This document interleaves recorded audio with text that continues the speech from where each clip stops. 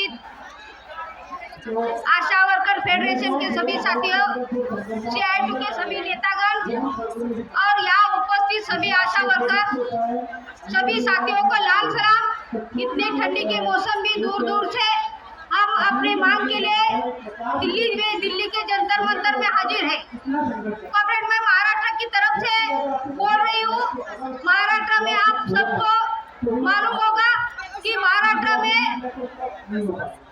पैसा लेके विधायक को किडनैप करके सरकार बनाया हुआ है और ऐसे सरकार को हमने 2 बार हड़ताल किया और महाराष्ट्र में पहले 5,000 और बाद में 5,000 10,000 का मानदेय महाराष्ट्र सरकार आशा वर्कर को अभी देती है।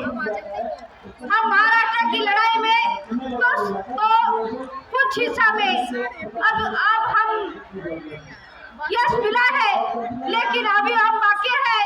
अब केंद्र सरकार ने 2018 से कुछ भी नहीं दिया, लेकिन वो मांगने के लिए हमारा अधिकार मांगने के लिए हमारा किमान वेतन, प्रोविडेंट फंड, बोनस, ये सब मांगे पूरी करने के लिए अब हम दिल्ली सरकार के साथ लड़ने के लिए तैयार है।